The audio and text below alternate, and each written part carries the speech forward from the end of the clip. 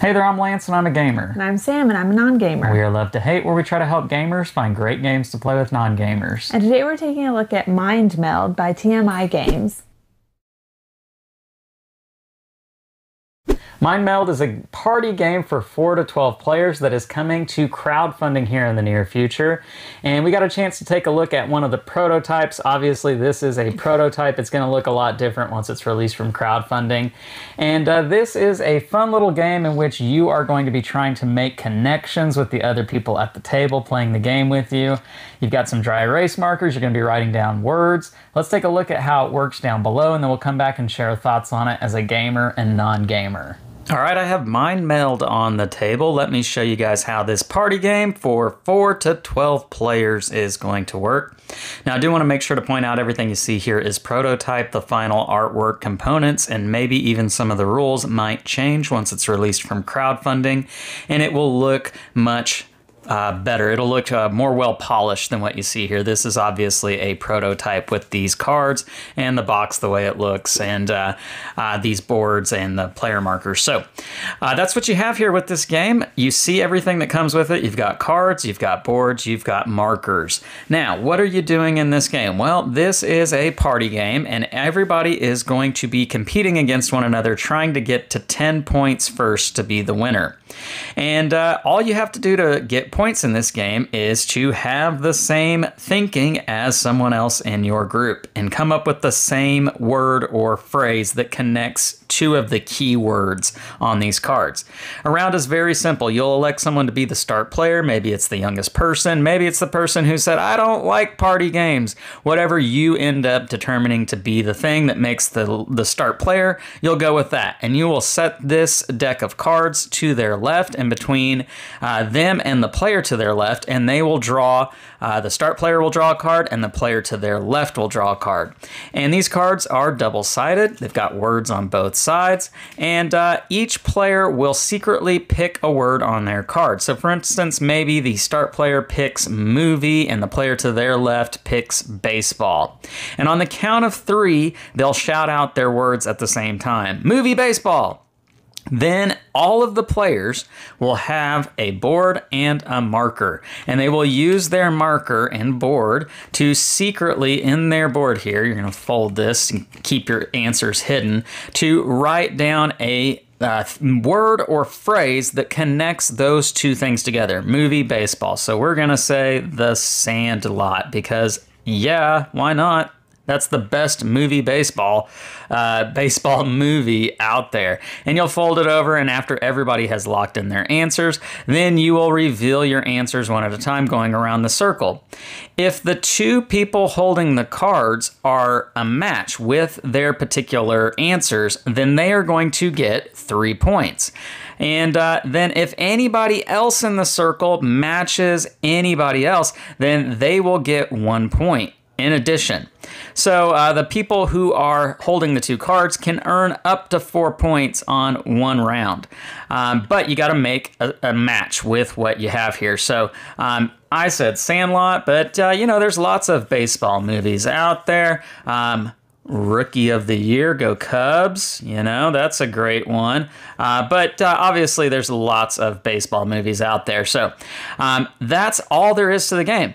After the round is over, then you will pass the deck to the player on the left of the start player. So the person who drew the second card, they will get the deck of cards, and they will repeat the same process. They'll draw a new card, the player to their left will draw a card, and you will try to make a match. And everybody is playing at the same time. It's just that the two players who are drawing the cards have the opportunity to get more points than any of the other players. Now, if you have an odd number of players in the game, so let's say we had 7, for instance, you would play like I've just described all the way up to the point till you get to the last 3 people in the circle. And those 3 will go at the same time. They'll each draw their own card, and they'll try to make a match. And if 2 people in the group of 3 make a match, then they will get 2 points. And if all 3 of them make a match, then they will receive 4 points instead of just 3. And likewise, if they make a match with any of the other players in the circle, they'll earn that 1 point in addition to any points they receive from matching one of their partners in their grouping of 3. And that's all there is to this game. Again, it's the first to 10 points. After you go around the circle 2 times, everybody has been able to hold the deck and go twice. You would end the game then as well. Or you can obviously end the game whenever you want, because this is a party game and who cares about winning? It's about having fun. And that's all there is to this game. This is Mindmeld. Let's go back up top and share our thoughts on this one. And we're back, and now we're going to share our quick thoughts on Mindmeld from a gamer and non-gamer's perspective. So Sam, this is a party game. We generally like to play party games as they're light and fun and engaging and sometimes humorous. And I think we have that with this particular game. What was your experience with this one? I mean, pretty much all those descriptors. It was fun. It was easy to explain. It was fairly quick. It was humorous, so it's definitely a good game to get people engaged, I think. Yeah, and another descriptor I think that is something that you can attach to really good party games is a snappy, quick pace to the game where there's not a whole lot of downtime. It's not going to last you all night. Right, exactly. Yeah. And you have that with this game. Turns are just super quick. You're drawing a card, you're picking a word, and then you try to come up with a connection between the 2 words. Yeah. That's really all there is to this game. And there's no downtime, because even if you're not one of the active players, you're still writing a word trying to make a match with the people who have the card. So I found this to be a good time, a good experience, one that is engaging. You're thinking, you're really trying to think of what the other people are going to be putting on their cards. Yeah. Overall, was it a fun experience for you? Yeah, it was a lot of fun. I mean, it's funny to try to think of what the other people are thinking, and sometimes you're right on, sometimes you're completely wrong. But Lance was always wrong. But as you go on, you kind of pick up on the thought processes of the other people. Yeah, for sure. Yeah.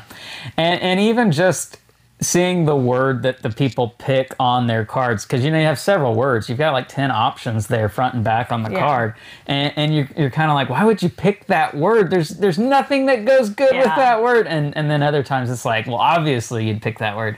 So it's fun even just seeing the words that people pick. So great little game here with this one. A simple idea. Can't believe that, it's not been something that's been done before because of how simple and straightforward and a good experience as it is. Yeah.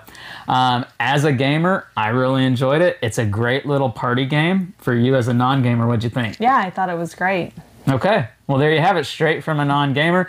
The game is Mindmeld. It is from TMI Games. It is coming to crowdfunding, so make sure to check out the campaign page down below in the description of this video after you've watched it. Make sure to like and subscribe and push that bell button so you get notifications of all our new content. I'm Lance. I'm Sam. And we are Love to Hate, where we try to bridge the gap between gamers and non-gamers. We'll catch you next time.